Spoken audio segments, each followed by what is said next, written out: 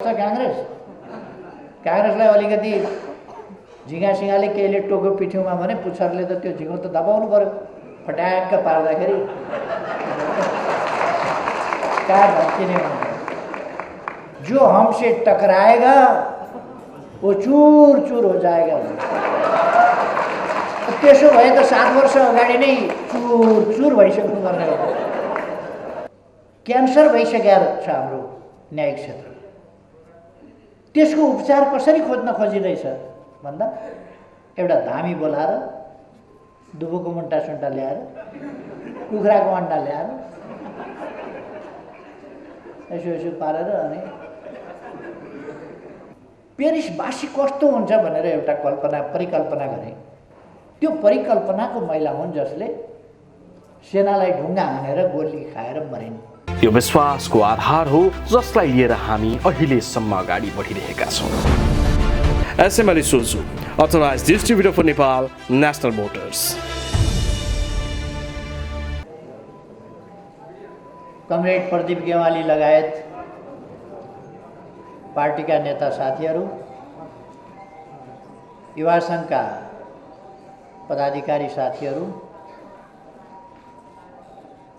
युवा सङ्घका पूर्व पदाधिकारी साथीहरू, साइबर सर्कलका संयोजक मदन भण्डारीजी र साइबर सर्कलसँग सम्बद्ध आबद्ध अरू साथीहरू र यसलाई माया गर्ने साथीहरू, कलाकार मित्रहरू सहित। कलाकारहरू त निस्किनु है क्या।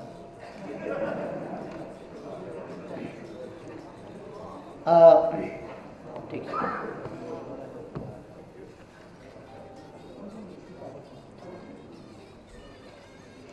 तपाईहरूले बदलिदो परिस्थिति, राष्ट्रका बदलिदो आवश्यकता, मानव जातिका आवश्यकता र तिनलाई परिवर्ती गर्ने सम्बन्धमा प्रविधिको विकास, यी कुराहरूलाई ध्यानमा राखेर यिनको महत्त्वलाई बुझेर यी कुराहरूलाई खास गरी आइटीको सेक्टर, साइबरको सेक्टर, यी सेक्टरहरूलाई दुरुपयोग हुनबाट जोगाउने, दुरुपयोग भयो भने त्यसलाई परास्त गर्ने र राष्ट्र निर्माणका सही पक्षहरू, आवश्यक पक्षहरू तिनीहरूलाई उजागर गर्ने र राष्ट्र निर्माणको अभियानलाई अगाडि बढाउन योगदान गर्ने हिसाबले साइबर सर्कलको प्रारम्भ गर्नुभएको छ। म यस अवसरमा बधाई भन्न चाहन्छु साइबर सर्कललाई। यसको प्रारम्भ गर्ने, यसलाई अगाडि बढाउने साथीहरू, सङ्गठन युवा सङ्घ नेपाल र त्यससँग विभिन्न ढङ्गले सम्बन्धित रहेका साथीहरूलाई धन्यवाद भन्न चाहन्छु।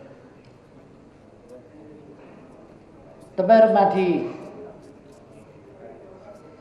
एउटा आशा जागेको छ कि तपाईहरूले आज देशमा जस्तो खालको राजनीति चलिरहेको छ र देशका विरुद्ध त्यसलाई जसरी प्रयोग गर्न खोजिएको छ र राज्यका वा राज्यभन्दा अझ बढी बाहिरका लगानीहरू,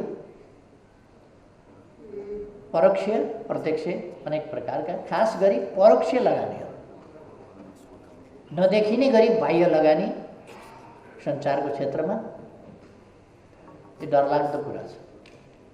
सञ्चारको माध्यमबाट सूचना, सूचना प्रविधि, यो सबै कुरा हातमा लिने र त्यसलाई प्रयोग गरेर गलत बाटोमा र लगानीकर्ताहरूको हितमा त्यसलाई प्रयोग गर्ने, दुरुपयोग गर्ने र राजनीतिलाई विकृत बनाउने, समाजको अग्रगमनलाई अवरोध खडा गर्ने, राष्ट्रिय एकतालाई कमजोर पार्ने, देशभित्र विभिन्न छिद्रहरू खोजेर त्यहाँ धाँजाहरूलाई अझ बढी पहिले धाँजा बनाउने, त्यो धाँजामा फेसा ठोकेर फेसा ठोक्दै जाने र त्यसलाई बढाउँदै जाने र समाजलाई विभाजित गर्ने यस्ता प्रयासहरू भइरहेका छन्। सञ्चार माध्यम यसका निम्ति जनचेतना फैलाउने वा जनचेतनालाई अलमलमा पार्ने, राष्ट्रका निम्ति वातावरण निर्माण गर्ने, राष्ट्रको हितका निम्ति, विकासको निम्ति, अग्रगमनका निम्ति वातावरण तयार गर्ने अथवा राष्ट्रहित विपरीतका गतिविधि सञ्चालन गर्ने, यस्ता कुराहरूका लागि यो क्षेत्र बहुतै महत्त्वपूर्ण भूमिका खेल्न सक्ने क्षेत्र हो। त्यसैलाई बुझेर यहाँहरूले काम गरिरहनुहुन्छ। खास गरी जनतासम्म सत्य कुरा पुर्याउने, साँचा सूचना, सही चेतना, वैज्ञानिक चेतना, अग्रगामी चेतना, न्यायोचित पक्षको चेतना, ती कुराहरू जनतासम्म पुर्याउने माध्यम हो यो। कहिले कहिले राष्ट्रका निम्ति, कहिले कहिले बृहत्तर राष्ट्रका निम्ति कहिले कहिले सञ्चार माध्यमले फेक न्युज पनि दिन सक्दो रहेछ। इतिहासमा त्यस्तो पनि भेटिन्छ कहिलेकाहीँ, तर राष्ट्रका निम्ति मात्रै गर्छ त्यस्तो यदि देशप्रति वफादार छ भने। उहिले हिस्ट्रीमा पेरिसमाथि फ्रान्समा जर्मनको आक्रमण भयो, भीषण आक्रमण। जर्मन सेना असाधारण ढङ्गले दिग्विजय गर्दै अगाडि बढिराखेका थियो, जसलाई कसैले रोक्न सकेका थिएन। त्यहाँ सिन नदी पार गर्न एउटा के म्याग्नेट लाइन यस्तै के भन्थ्यो, त्यो चाहिँ अवैध किल्लाको रूपमा मानिन्थ्यो। त्यसलाई पार गर्न कसैले पनि सक्दैन त्यो, किनभने पेरिसको रक्षाको किल्ला हो भनेर त्यो नदीको किनारमा एउटा पर्खाल बनाइयो। जर्मन सेनाले त्यो पर्खाल भत्कायो र सिन नदीको पुलबाट पेरिसतिर प्रवेश गर्न थाल्यो। प्रवेश गर्न थालेपछि एकजना कपडा धोइरहेको महिला, त्यो नदीको किनारमा कपडा धोइरहेको एउटा महिलाले, "ओ तिमीहरू, यो फ्रान्सको सेना जस्तो लाग्दैन, कहाँको सेना हौ तिमीहरू?" भनेपछि "हामी जर्मन सेना हौँ, पेरिस कब्जा गर्न आएका हौँ" भनेपछि "रोक" भनेर उसले आदेश गरे। "रोक्यौ" भनेर आदेश गरे। उनीहरू रोकिन माने। यहाँ फ्रेन्च छँदाछँदै फ्रान्सेली यहाँ उभिँदा उभिँदै, एउटा जिउँदो फ्रान्सेली यहाँ हुँदा हुँदै तिमीहरू कसरी अगाडि बढ्न सक्छौ? के कुरा गरे तिमीहरू? रोक्यौ भनेर उसले भने माने। उनले ढुङ्गा टिपेर पटापट हान्यो सेनालाई। उनलाई सेनाले गोली चलायो, उनी त्यहीँ ढलिन्, उनको मृत्यु भयो। अखबारमा यो खबर छापियो, त्यो खबर घर घरमा पुग्यो र भोलिपल्ट सिँगै पेरिस यसरी उठ्यो। एउटी महिलाले पर्खाल तोडेर, त्यो म्याग्नेटिक पर्खाल भन्ने तोडेर पेरिसतिर पस्न लागेको सेनालाई ढुङ्गा हानेर प्रतिरोध गरिन् र पस्नबाट व्यवधान खडा गर्न खोजिन्, रोक्न खोजिन्। हालाकि उनी मारिन्, तर पेरिसवासी जिउँदो छैन्जेलसम्म विदेशी कसैले पनि पेरिसमा पस्न पाउँदैन, सक्दैन, हामी दिँदैनौँ भनेर उनले देहत्याग गरे।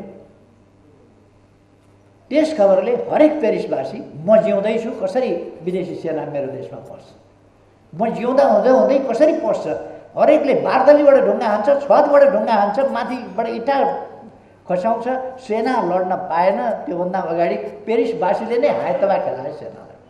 गल्लीमा भए गल्लीमा हिर्काएको छ, उता भए उता हानेको छ, कता कुद्ने कतातिर हान्ने, बाल बच्चा बुढाबुढी सबैले हिर्काएका छन्। जर्मन सेना भाग्यो। अनि को हुन् ती महिला? खोज्नु पर्यो, तिनलाई सम्मान गर्नु पर्यो, कमसेकम तिनको परिवार होला, सम्मान गर्नु पर्यो। खोजी भयो, कहीँ फेला पर्दैनन् महिला। अनेक खोजे, कहीँ छैन। गोली लागेको कतै देखिँदैन, त्यहाँ रगत पनि देखिँदैन। कहाँकी महिला हुन् त्यो पनि थाहा छैन, को हुन्छ। अनि त्यो पत्रकारलाई थाहा होला भनेर उनी जुन पत्रिकाले छापेको थियो त्यसका सम्पादक कहाँ खोज्दै मान्छेहरू पुगे।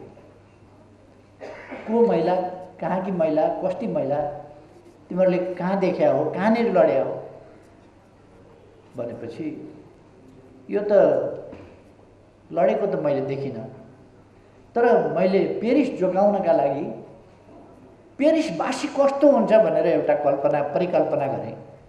त्यो परिकल्पनाको महिला हुन् जसले सेनालाई ढुङ्गा हानेर गोली खाएर मरिन्। यो परिकल्पनाको कुरा हो। उनले भनेपछि त्यो पत्रकारलाई ठुलो राष्ट्रिय अवार्डका साथ सम्मान गरियो, उसको जय जयकार गरियो।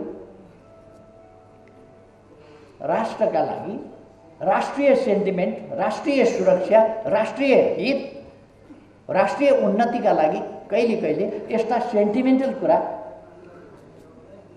सही नभएर कथानक भए पनि, परिकल्पना भए पनि कहिले कहिले सञ्चार माध्यमहरूले गर्छ। राष्ट्रका निम्ति जो सही होइन भनेर कसैले त्यसलाई चुनौती दिइरहँदैन, तर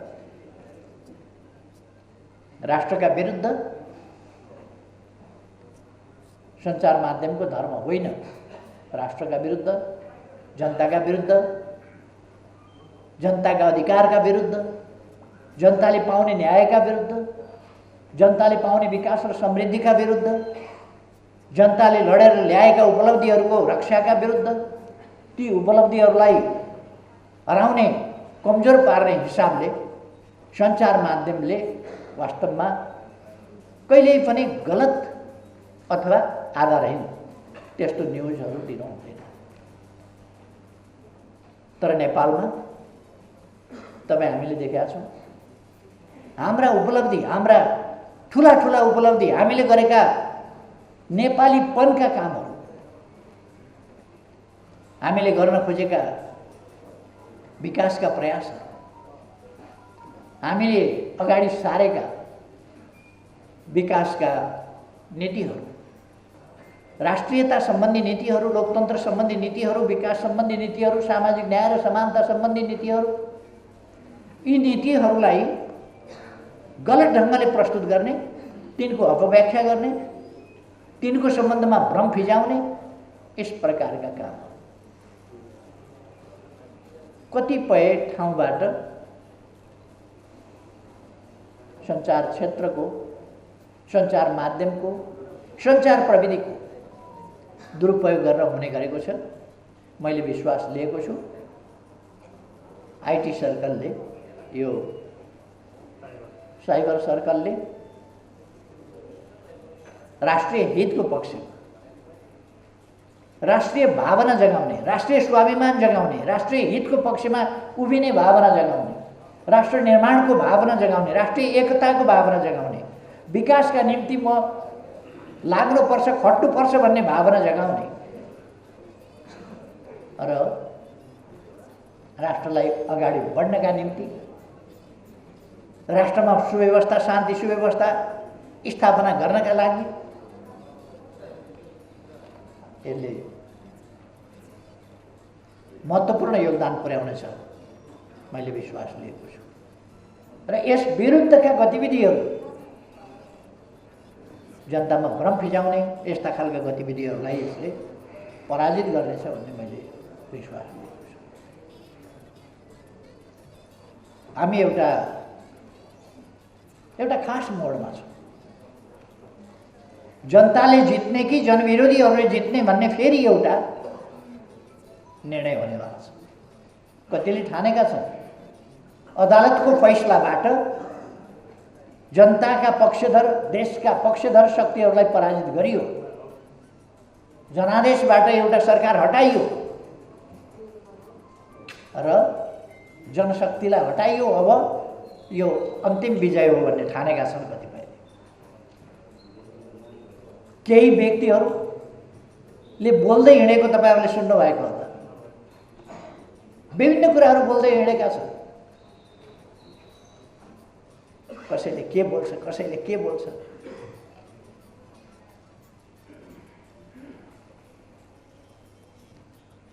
एकजना 7 वर्ष जति अगाडि होला अध्यक्षको चुनावमा मसँगै पराजित भएको मान्छेले हिन्दी फिल्मको भिलियनको डायलग बोलेछन् अस्ति।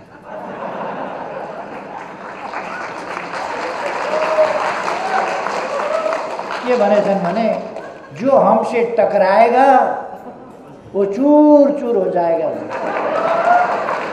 त्यसो भए त 7 वर्ष अगाडि नै चूर चूर भइसक्नु पर्ने हो। 7 वर्ष अगाडि हारेको मान्छेले भने जो हमसे टकराएगा वो चूर चूर हो जाएगा त्यस्तो भनेछ। मलाई अचम्म लाग्यो त्यो कसरी बोल्न सक्या होला।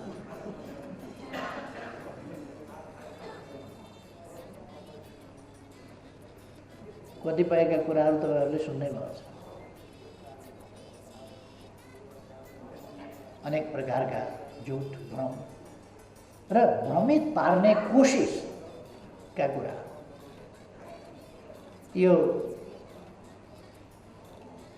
प्रतिक्रियावादी खेमा भन्दा पनि नयाँ प्रतिक्रियावादीहरू छन्। हिन्दीमा भन्छ एउटा नयाँ मुल्लाले बढी प्याज खान्छ। केही नयाँ मुल्लाहरू छन्, नयाँ काङ्ग्रेसहरू छन्, नयाँ काङ्ग्रेसका समर्थकहरू छन्, काङ्ग्रेसका पिछलग्गुहरू छन् केही नयाँ। उनीहरूले ठुल्ठुला डल्ला प्याज कराप कराप चपाएको थिए एमालेको सम्बन्धमा बोल्दाखेरि।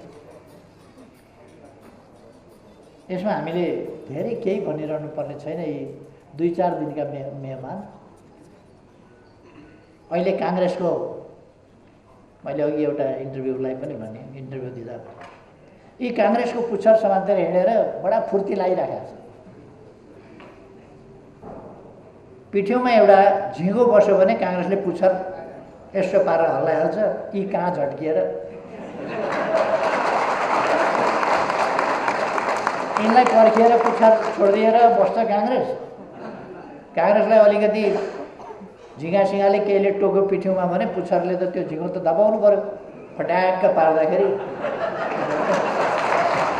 कहाँ झट्किने हुन्छ। काङ्ग्रेसका पुच्छरले यत्रो धाक लाउने एमालेसँग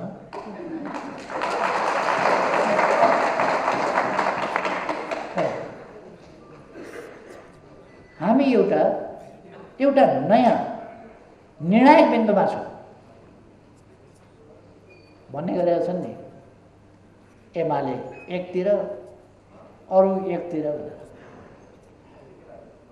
एमाले भनेको हामीले थाहा पाउनुपर्छ। एमाले भनेको अब नेकपा एमाले भनेको पार्टीको नाउँ मात्रै होइन, नेपाली जनता र नेपाली जनताको प्रतिनिधि शक्ति हो।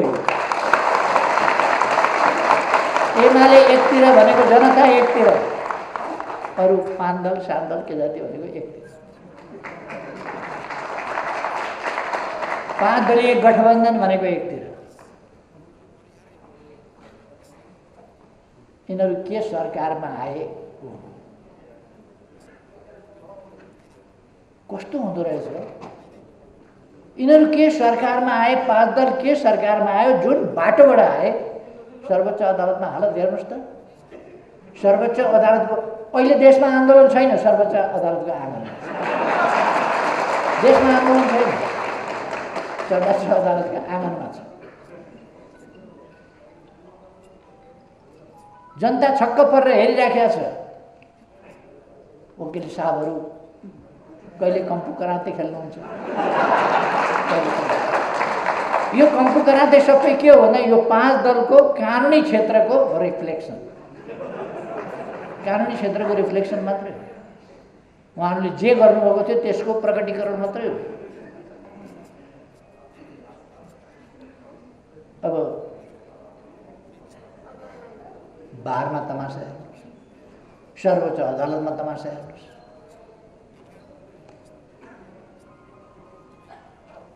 यो 5 दलीय गठबन्धनको सरकार भएपछि यस्तो नभएर के हुन्छ? यस्तै हुनुपर्छ, यस्तै भयो।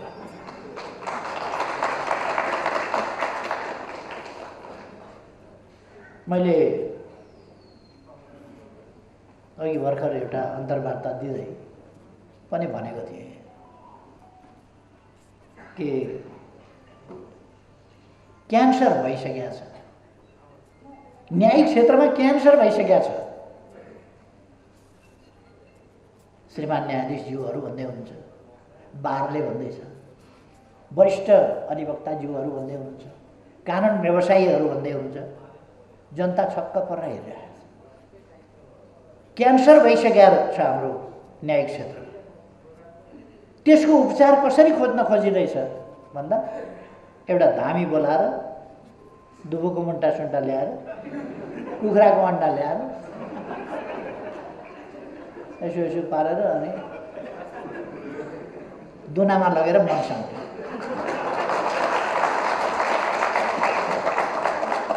त्यो बिचरा अन्डा मन्साएर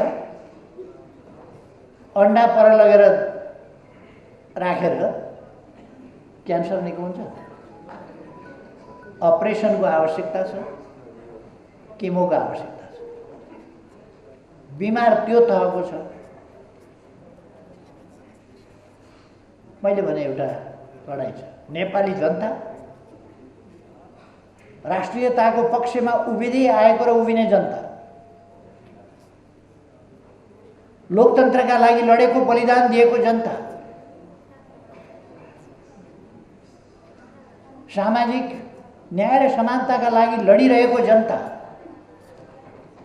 देशमा समृद्धि हासिल गर्न खोज्ने, त्यसका लागि प्रयासरत जनता र ती कुराहरू हुन नदिने, शान्ति स्थायित्व हुन नदिने, अस्थिरताको खेती गर्ने प्रतिगामी शक्तिहरू एकातिर जनता। यसका बीचमा एउटा निर्णायक बिन्दुमा हामी पुगेका छौँ। एउटा ध्रुवीकरणको स्थितिमा गइरहेको छ। त्यसकारण हाम्रो साइबर सर्कलले बुझ्न पर्दछ, हामी एउटा गम्भीर लडाइँमा छौँ, गम्भीर वैचारिक लडाइँमा छौँ, गम्भीर राजनीतिक लडाइँमा छौँ, गम्भीर उद्देश्यहरूका भिन्नताका लडाइँमा छौँ। के गर्ने? देश बनाउने कि बिग्रिन दिने? यस लडाइँमा छौँ र यसमा हामी हरेक ठाउँबाट जो जहाँ छ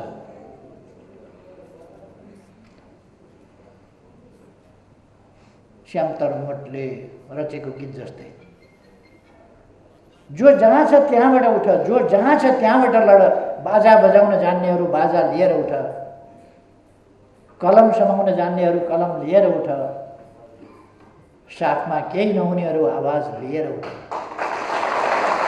देशका लागि यो लडाइँ हामीले जित्नै पर्छ। देशका लागि जित्नुपर्छ यो लडाइँ। शान्ति स्थिरता र स्थायित्वका लागि जित्नुपर्छ यो लडाइँ। हामीले यो लडाइँ जित्नै पर्छ। लोकतन्त्रको रक्षाका लागि यो लडाइँ जित्नुपर्छ। जनताको अभिमत ताजा जनादेशका लागि जान नदिने, परमादेशबाट सरकार फेर्ने, बनाउने, बदल्ने सबै काम गर्ने संसदलाई थाहा पनि छैन प्रधानमन्त्री हटेको, सरकार फेरिएको, अर्को प्रधानमन्त्री बनेको संसदलाई थाहै छैन। दुनियाँमा यस्तो हुन्छ कहाँ?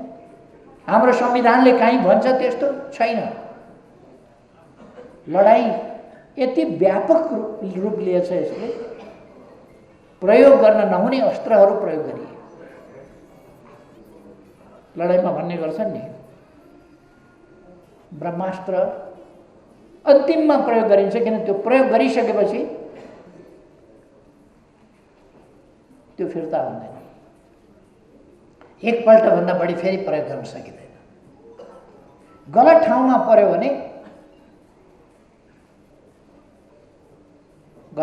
पर्यो भने, अश्वत्थामाको जस्तै गरेर फर्किएर आएर निधारमा प्रयोग गर्छ। अहिले यो सर्वोच्च अदालततिर यो जुन प्रकट भइरहेको छ, त्यो हामीलाई फ्याँकेको ब्रह्मास्त्र ठोकिएर फर्किँदाखेरि आफैलाई लागेर भएको छटपटी हो। यो केही होइन, फेरि देखिएको त्यहाँ छ, तर यो 5 दलीय छटपटी हो। 5 दलीय छटपटी। यस कुराको प्रमाण अमेरिकाबाट सर्वोच्च अदालतका श्रीमान न्यायाधीशले अमेरिकाबाट इमेल पठाएर साबिती बयान दिनुभयो।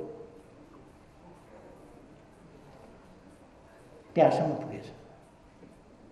यस लडाइँमा ब्रह्मास्त्रको प्रयोग हुने ठाउँसम्म पुगेछ लडाइँ।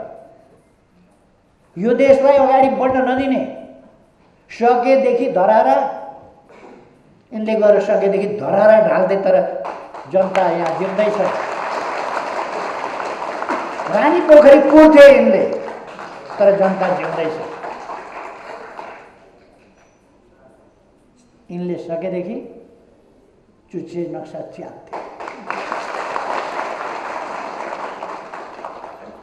अघि पुर्खे बाले भने नि, रुने भए फलाना कहाँ गरेर रो, फलाना कहाँ अगाडि नरो, लुकेर रो। यिनीहरू लुकेर कति रोका छन्।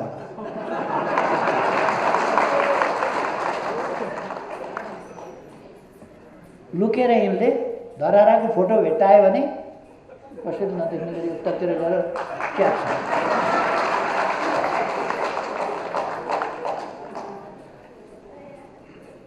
तपाईँहरूले देखाउनुहुन्छ नि, अब यो अघि विमोचन भयो नि, त्यो अब यो अहिले विमोचन हुनेवाला छ तस्बिरमा ओली सरकार भन्ने, त्यो किनिकन पनि च्यात्छ।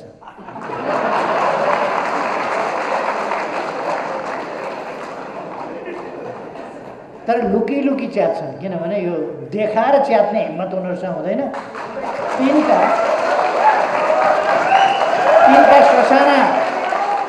ससाना छोराछोरी, ससाना नाति नातिनीहरूले वा बुढाबुढी भएका हजुरबा हजुरआमाहरूले, पुर्खेबा जस्ताले भेट्टायो भने चड्काउनु। त्यो सक्दैनन् उनीहरूले त्यो हाकाहाकी गर्न। हामी यो लडाइँमा छौँ र यो लडाइँ हामीले जित्नै पर्छ। यो लडाइँ हामी कुनै गलत मनसाय, गलत उद्देश्यका लागि लडिरहेका छैनौँ। देशका निम्ति लडिरहेका छौँ। यो हाम्रो साझा लडाइँ, देशको लडाइँ, जनताको लडाइँ, यो राष्ट्रियताको लडाइँ हो। यो लोकतन्त्रको रक्षाका निम्तिको लडाइँ हो। यो संविधानको रक्षाको निम्तिको लडाइँ हो। यो हामीले प्राप्त गरेका उपलब्धिहरूको रक्षाको निम्तिको लडाइँ हो। यो लडाइँ विकासका हाम्रा प्रयासहरूलाई फेरि सुचारू गर्ने हाम्रो अठोटको लडाइँ।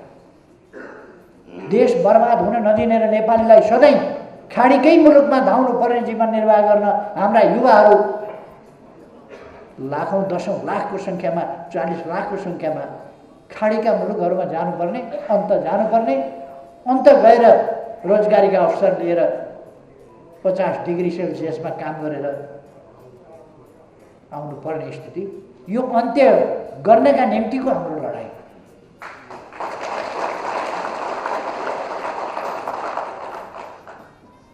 यिनले कसरी ठग्छन् हेर्नुहोस् त।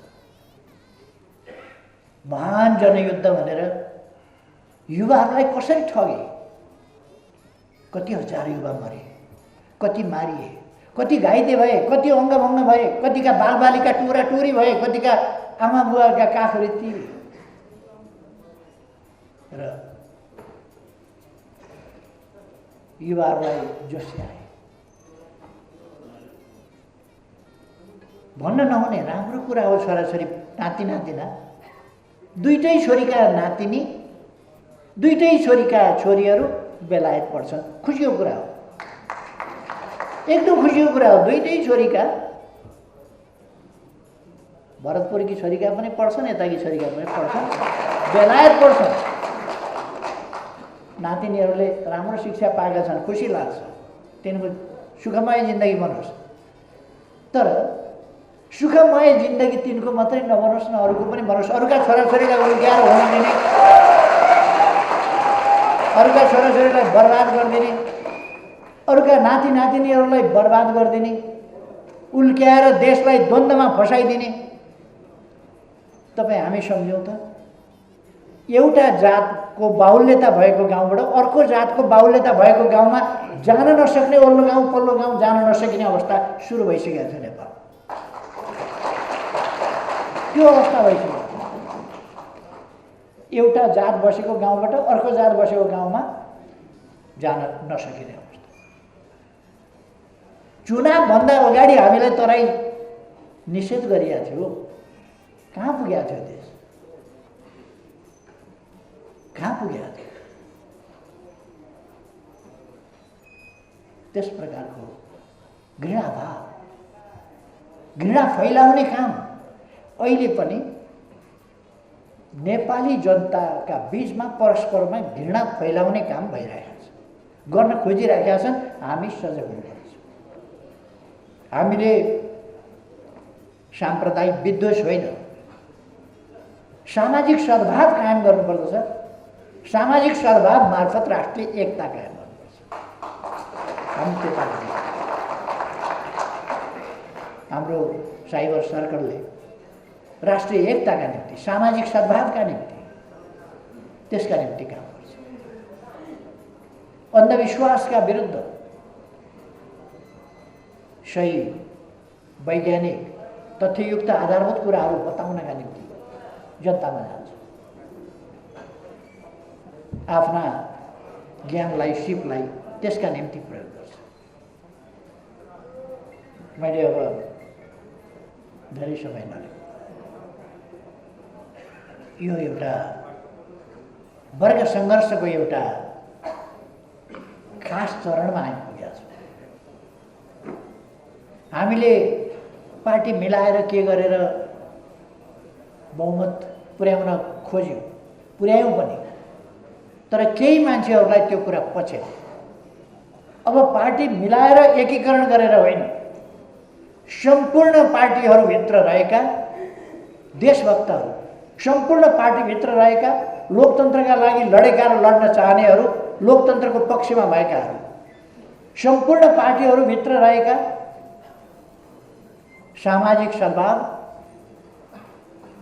सामाजिक न्याय र समानताका पक्षमा रहेकाहरू, पछौटेपनका पक्षमा र वकालत गर्नेहरू होइन, आधुनिक विचार र व्यवहार अपनाउनेहरू, विकास विरोधी तत्त्वहरू होइन, विकासका निम्ति अग्रसर तत्त्वहरू। त्यो सबै दाजुभाइ दिदीबहिनीहरू नेकपा एमालेमा आबद्ध हुनुपर्दछ। अब नेकपा एमाले एउटा राजनीतिक पार्टी मात्रै होइन, यो यस पार्टीको नाम, राजनीतिक पार्टीको नाम नेकपा एमाले भए पनि यो जनभावनाको प्रतिनिधित्व, राष्ट्रियताको प्रतिनिधित्व, सामाजिक न्याय समानताको प्रतिनिधित्व, राष्ट्रिय विचारहरूको प्रतिनिधित्व यसले गर्छ। त्यसकारण यस पार्टीमा सरिक हुन, यस पार्टीमा आउनका लागि विभिन्न पार्टीमा रहेका तमाम नेता कार्यकर्ताहरूलाई म आग्रह गर्न चाहन्छु। आउनुहोस्, हामी एकै ठाउँ हौँ र देश बनाऊ। हाम्रो अरू उद्देश्य छैन। काङ्ग्रेसका पछि लाग्ने, प्रचण्डका पछि लागेर देश बन्छ? कम्युनिस्ट पार्टी, बहुमतको कम्युनिस्ट पार्टी फुटाएर चोइटो लिएर कुद्ने यस्ताहरूका पछाडि लागेर भन्छ आफ्नै पार्टी 15 वर्षसम्म प्रमुख भएर तर मारेका मान्छे, त्यही पार्टीबाट प्रधानमन्त्री भएका मान्छे, त्यही पार्टी नफुटाइ नसक्ने, त्यही पार्टीको सरकार नढालिन सक्ने, त्यही पार्टीको सरकार ढाल्नका लागि मतदान नगरेर बाहिर निस्किएर काङ्ग्रेसलाई भोट दिन, पछाडिको ढोकाबाट लुसुक्क काङ्ग्रेसलाई भोट दिन कुद्नेहरूबाट देश बन्छ। यति साह्रो गैर जिम्मेवार तत्त्वहरूबाट देश बन्छ, यो सम्भव छैन। यस्ताहरूका बैशाखी टेकेर अनि पिङ खेल्दै हिँड्ने काङ्ग्रेस, त्यस्ता बैशाखीमा काङ्ग्रेस बुढो भयो। बुढो भएपछि न गोरुले जोत्छ न केही गर्छ। बुढो भएपछि धेरै दुध दिने गाईले पनि दुध दिँदैन नि। काङ्ग्रेस बुढो भयो, नीतिमा बुढो भयो, विचारमा बुढो भयो, अठोटमा बुढो भयो, सङ्कल्पमा बुढो भयो, सबै कुरामा काङ्ग्रेस बुढो भयो। काङ्ग्रेस जस्तो पार्टीले हेर्नुहोस् त प्रचण्ड र माधवको हात समातेर हिँडे। अनि यस्तो काङ्ग्रेसबाट अब बन्छ देश। त्यसकारण म विभिन्न पार्टीमा रहेका साथीहरूलाई आग्रह गर्न चाहन्छु, आउनुहोस् नेकपा एमालेमा सामेल भएर राष्ट्र निर्माण गरौँ। अरू केही उद्देश्य छैन एमालेको, राष्ट्र निर्माण गरौँ।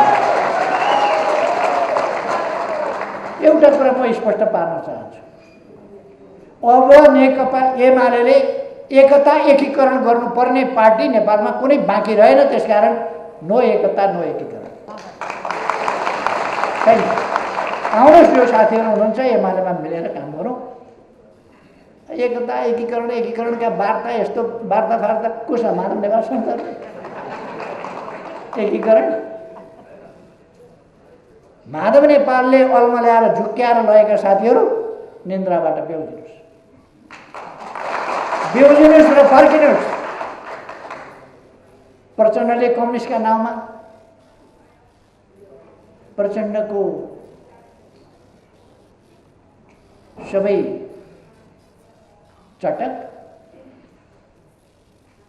हेर्नुहोस् त, चटक गर्दा गर्दा प्रचण्ड देशको प्रधानमन्त्री, कार्यकारी प्रमुख, राष्ट्रिय सेना प्रचण्डको मातहतमा, 19,000 सेना आफ्नै क्याम्पमा, आफ्नै निजी सेना 19,000, राष्ट्रिय सेना पनि आफ्नै मातहतमा, तिनको व्यवस्थापन समुचित ढङ्गले गर्न नसकेर प्रधान सेनापति नेपाली सेनाको हटाएर राजीनामा दिएर ओह्रालो लाग्यो। ती सबै चिजको उपयुक्त ढङ्गले म्यानेज गरेको भए स्थिति फरक पर्थ्यो, देश अगाडि बढ्थ्यो। उद्देश्य बेग्लै भएपछि, बेग्लै मनसाय भएपछि समस्या समाधान गर्ने होइन। प्रचण्डले कुनै समस्या समाधान गरेर देख्नुभएको छ? जहिले पनि समस्या खडा गर्ने।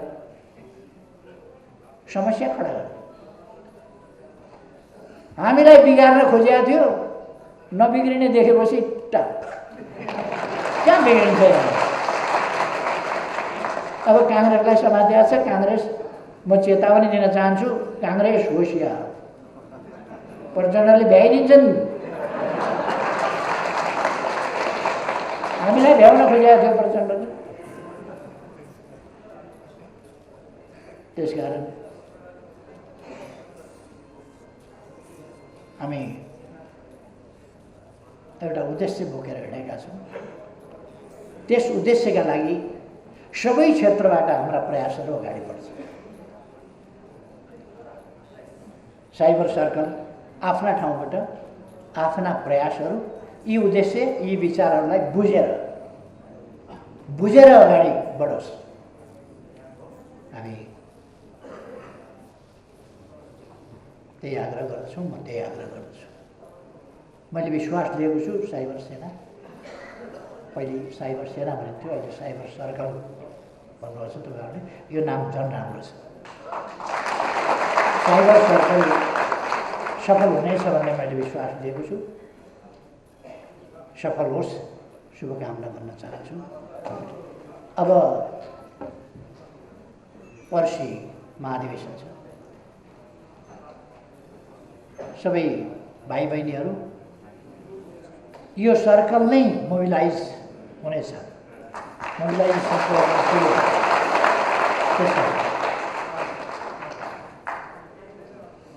आफ्नो दिमाग, आफ्ना उद्देश्य, आफ्नो मोबाइल, आफ्नो ल्यापटप, आफ्ना औलाहरू, बस देशका लागि सक्रिय हुनेछ। हाम्रो काम, हाम्रो आचरण सक्रियता। SML Isuzu, authorized distributor for Nepal, National Motors. उत्कृष्ट गहुँबाट तयार गरिएको ज्ञानचक्की आटा खेल दुगर समूहको उत्कृष्ट उत्पादन। जहाँ इच्छा त्यहाँ भाइनेट अब सबै कनेक्टेड। इलेक्ट्रा इलेक्ट्रिक प्रस्तुत गर्दछ एन्टिब्याक्टेरियल अमोर लाइफस्टाइल स्विचेस। नेपालमै पहिलो पटक समय सापेक्षित नयाँ युगका लागि नयाँ स्विचहरू। शुद्धता त अब बाबा सनफ्लावर ओइलको प्याकेटमै पाइन्छ। बाबा सनफ्लावर ओइल, शुद्धता यसमै भेटिन्छ।